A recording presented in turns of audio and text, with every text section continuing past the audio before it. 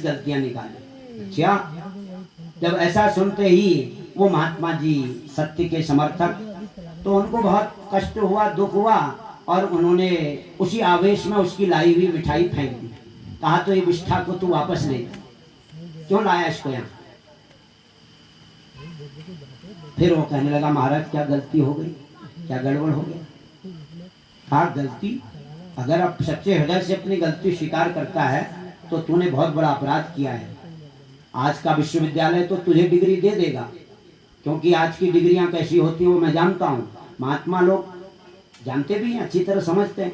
तो उन्होंने कहा कि तूने अगर इस पर शोध कार्य किया था तो वाल्मीकि रामायण की कुछ महिमा गाना चाहिए था, कुछ उसमें जो है, और उसमें कुछ समीक्षात्मक अध्ययन करना चाहिए था, उसकी समीक्षा करनी चाहिए थी। तूने तो आलोचना कर दी। आर्ष ग्रंथों की आलोचना नहीं की जा सकती है। अगर समझना चाहता है तो आर्ष प्रयोग जो होता है वो वैदिक प्रयोग होता है, उसको तू जानता ही नहीं, अभी पढ़ना पड़ेगा। अभी तुझे 20 साल वैदिक व्याकरण पढ़ो, पहले आर्ष व्याकरण पढ़ो, समझो उसको, तब क्या सही है क्या गलत है। बड़े बड़े विद्वानों ने भी अपने ज्येष्ठों का सदा सम्मान किया है। पाणिनि महाराज ने पाणिनि व्याकरण बनाया तो उन्होंने भी अपने पूर्व आचार्यों का नाम पहले लिया कि मेरी रिसर्च में मुझे तो ये मिला है, लेकिन हमारे गुरु लोगों का ये मत है, आप लोग हमारे गुरु मत को मानिए, हमारे मत को मानिए, ये आपकी इच्छा है। पहले गुरु मत ही मानना चाहिए, ये पाणिनि महाराज भी कह रहे।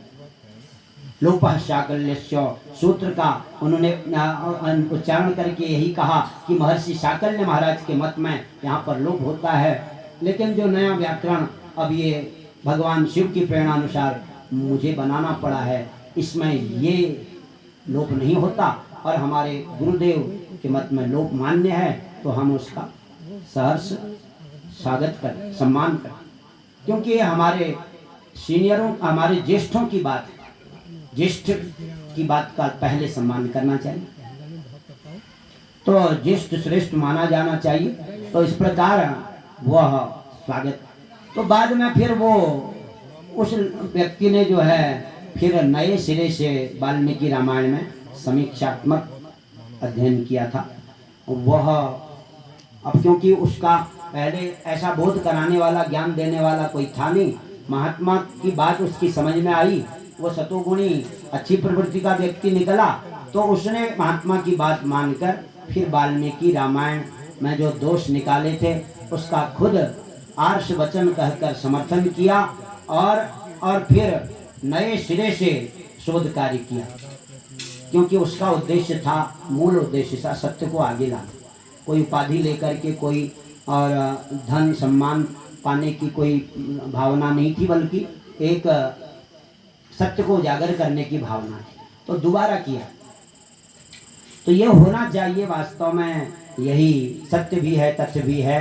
तो यहाँ सृष्टि की ही चर्चा चल रही है कि, और फिर उसके बाद और मनु शत्रुपा जब हुए हैं, और तब मनु महाराज की शत्रुपा माता से मनु महाराज की धर्म पत्नी जो शत्रुपा माता है, सृष्टि की आदि माता है, प्रथम माता है, और वो भुजा से उत्पन्न हुए, इसलिए उनसे क्षत्रिय वंश ही चला है, ब्राह्मण वंश नहीं चला है। यहाँ गलत व्याख्या करते हैं लोग, कहते हैं जब सब मनु की संतान है तो सब मानव एक हैं, जातियाँ अनेक कैसे हो सकती हैं।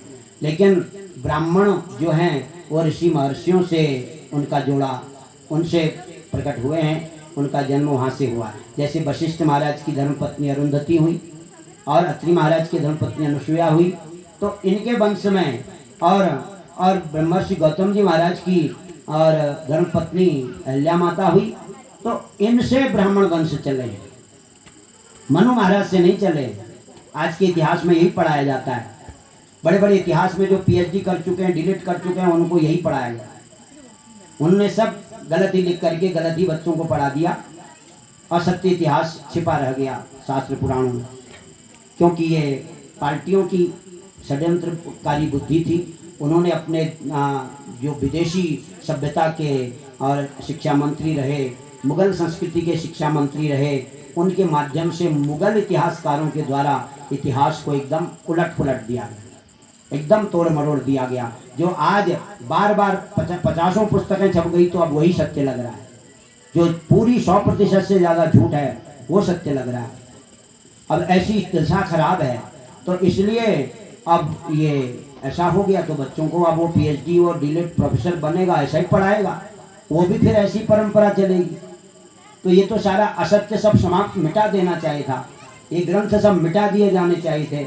और प्रोफेसरों से कहा था नहीं तुमने गलत पढ़ा, ये है, इसको अब दोबारा पढ़ लो एक बार, फिर ऐसा पढ़ाओ बच्चों को, तो तब ये इतिहास सुधर सकता है, नहीं तो बड़ी दुर्गति हो रही।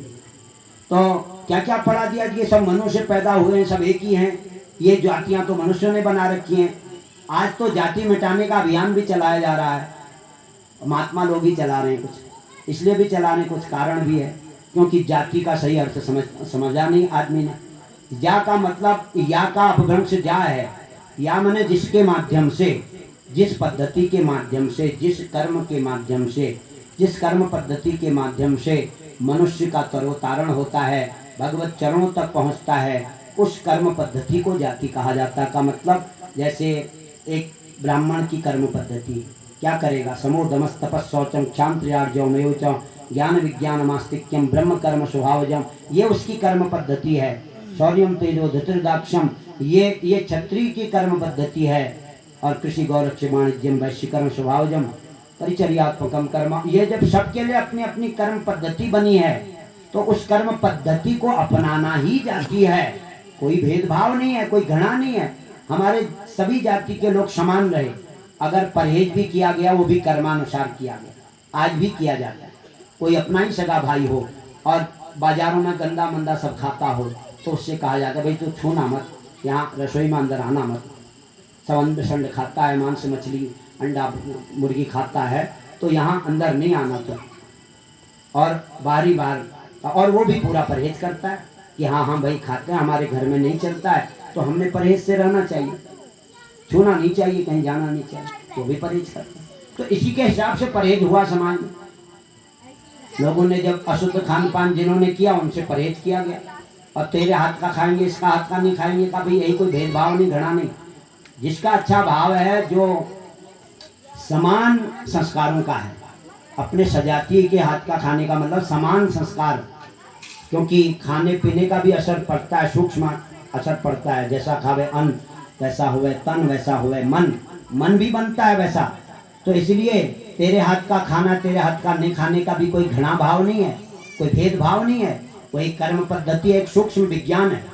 उस सूक्ष्म विज्ञान को अगर कोई समझेगा तो कभी नहीं कहेगा कि ये भेदभाव है, ये रूढ़िवादी है। वो बड़ा बड़ा उच्च कोटि का विज्ञान है। जो आज का विज्ञान, आज का साइंस जो बच्चे पढ़ रहे हैं, ये साइंस जहाँ समाप्त हो जाता है, इस साइंस की जहाँ पहुँच नहीं है, इस साइंस की वहाँ पहुँच ये ऋषि विज्ञान है। ऋषियों ने खोज की है, कितना सूक्ष्म विज्ञान है ये। तो इसको समझने की आवश्यकता है। तो जो भी हमारी कर्म पद्धति बनी है, पहले हमारे बुजुर्गों ने कहा किसके हाथ का खाना है, किसके हाथ का न खाना, ये भी एक बाद में भले ही इसको गलत अर्थों में लिया गया। किसी से चिढ़ है तो कहा जी इसके हाथ का नहीं खाएंगे, और किसी से दोस्ती है, हाँ ये तो हमारा मित्र है, चाहे कितना ही शराबी कबाबी नीच स्वभाव का हो, उसके हाथ का खाएंगे। और कोई महान आचरण का हो लेकिन हमारे साथ बन नहीं रही हो उसकी, तो कहा इसके हाथ का नहीं खाएंगे। उसकी कर्म पद्धति अच्छी है, उसकी भावना अच्छी है। आप हमारा कोई दुर्गुण दोष हो सकता है, इसके कारण हमसे उसकी नहीं बन रही है, लेकिन उसके गुण दो स्वभाव अच्छा है, वो अच्छी भावना रखता है, तो उसके हाथ का भोजन करने से हमको अच्छा ही मिलेगा। और सजातीय का मतलब भी, वो भी एक विज्ञान है कि हमारे समान गुण धर्म, हमारी समान भावनाएं अपनी सजाती, अपनी जाति में ही होगा। इसलिए भी इस तथ्य को समझने के कारण इतना विरोध किया गया ये वंश का, जाति का। और इसके बाद भी आज भी खुले रूप में अखबारों में भी और जो है आता रहता है, विवाह प्रकरण में आता है इतवार के दिन कि सजाती विवाह होगा। कोई कोई कहता है जाति बंधन नहीं है, और अधिकांश लोग उसमें अभी भी मिलते हैं कि वो कहते हैं सजाती विवाह। सजाती विवाह में वर और वधू के समान भाव रहेंगे, समान जो है मति रहेगी, गति रहेगी, और उनका समान, उनमें समानता रहेगी और तो इसलिए उनका भविष्य उज्जवल होगा। अच्छी अच्छी जोड़ी निभती रहेगी जीवन पर। तो वो एक ज्योतिर्विज्ञान के हिसाब से भी विचार किया जाता है कि भाई इनमें आपस में अच्छी बनती रहेगी। और ज्योतिष में भी जो होते हैं ये विप्र वर्ण का है और शूद्र वर्ण का है और क्षत्रिय वर्ण का है, वैश्य वर्ण, ये वर्ण उसमें भी विचार किया जाता है और उसके हिसाब से गुण मिलान किए जाते हैं। और तो देखना तो चाहिए, कहते हैं ज्योतिर्विज्ञानी हमारे की जो है, अगर वो ज्योतिष के ग्रह नक्षत्रानुसार विप्रवर्ण का है तो उस हिसाब से विप्रवर्ण को मिलाया जाना चाहिए। केवल जाति के हिसाब से विप्रवर्ण नहीं, ज्योतिर्विज्ञान के हिसाब से विप्रवर्ण और देखा जाना चाहिए उसमें। अगर वो क्षत्रिय बालक बालिका का भी विप्रवर्ण है तो उसका विवाह भी विप्रवर्ण के और से होना चाहिए अथवा क्षत्रिय वर्ण से ही होना चाहिए।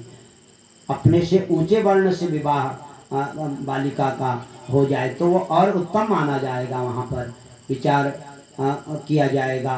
तो इस प्रकार से ये विज्ञान है। विज्ञान में कहीं कोई भेदभाव या कोई रूढ़िवादिता का कोई प्रश्न नहीं होता है। विज्ञान अपने आप में परिपूर्ण होता है और ये ऋषियों का विज्ञान बहुत सूक्ष्म है, इसको समझना चाहिए। तो यहाँ पर ये विस्तार की चर्चा में आया कि फिर मनु महाराज की 5 संतानें हुई हैं, उसमें 2 पुत्र 3 पुत्रियां। 3 पुत्रियों में सबसे बड़ी जो हैं वो आकुति नाम की पुत्री हुई, उससे छोटी देवहूति, उससे छोटी प्रसूति, जिसका बाद में नाम बीरणी भी पड़ गया। और वो महाराजा वो प्रजापति